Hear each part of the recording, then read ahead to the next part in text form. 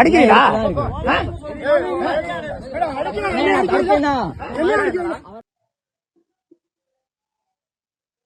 என் பேர் மணிகண்டன்.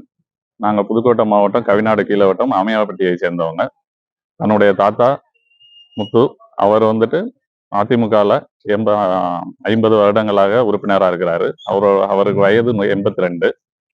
தற்பொழுது ஒரு ஏக்கர் வந்துட்டு விலைக்கு வந்ததை வந்துட்டு தன்னுடைய சித்தப்பா வந்துட்டு அதை வாங்கினாங்க. வாங்கி இப்போ வேலி போடும்போது பக்கத்து இடத்தை சேர்ந்த திமுக பிரமுகர் திரு வெற்றிச்செல்வம் அவர்கள் பொறாமையின் காரணமாக தங்களை அதை அடித்து தன்னுடைய தாத்தா சித்தப்பாவை அடித்து அருவாளால் வெட்ட வந்து அவர்களை தாக்கிவிட்டார்.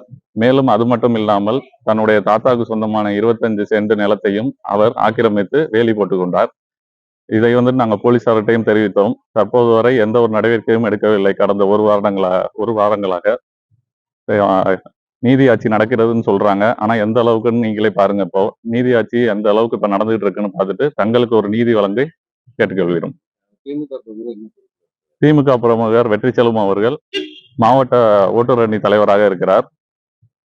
மேலும் அவர் வந்துட்டு இது கடந்த சில நாட்களாகவே அவர் வந்துட்டு தங்களை வந்துட்டு மிரட்டி கொண்டு உள்ளார், வெட்டுவேன் குத்துவேன் என்று.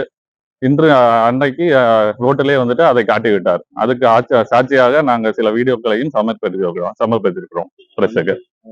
இதனால் பாதிக்கப்பட்டவர்கள் வந்துட்டு பலத்த காயங்களுடன் வந்துட்டு மூன்று பேர் வந்துட்டு ஜிஹெச்ல வந்துட்டு அட்மிட் ஆகி இப்ப ஒரு வாரமா இருக்கிறாங்க. ஆனா காவல்துறையினர் இதுவரைக்கும் எந்த ஒரு நடவடிக்கையும் எடுக்கவில்லை. இதை நாங்கள் கேட்க போகும்போதும் இதை நாங்கள் 15 நாள் நாங்கள் எங்களுடைய டேபிளில் வச்சு நாங்க வந்துட்டு பார்க்க முடியும் அப்படின்னு சொல்லி இது பண்றாங்க. இப்போ இது நீதி ஆட்சி நடக்குதுங்கிற மாதிரி சொல்றாங்க. எந்த அளவுக்குன்னு நீங்க வந்துட்டு பாருங்க, இந்த ஆட்சி எப்படி நடந்துட்டு இருக்குன்னு நீங்களே பாருங்க. எங்களுக்கு தக்க நீதி கிடைக்கபடி தாழ்மையுடன் கேட்டுக்கொள்கிறோம். என் பேர் ஹரியரசுதன். அம்மையாப்பட்டியை சார்ந்த தமிழ்நாடு கிழக்கு ஊராட்சி மன்ற இதுல சார்ந்த அம்மையாப்பட்டியை சார்ந்த பையனா. அதுல வந்துட்டு வெற்றிச்செல்வம்ங்கிறவங்க வந்துட்டு 25 சென்ட் அந்த பிரச்சனைக்கு அப்புறமாட்டியும் 25 சென்ட் எங்க தாத்தாவோட நிலத்தை மறுபடியும் ஆக்கிரமிச்சு அதுக்கு வேலி போட்டு எல்லாம் பண்ணிட்டு இருக்காங்க.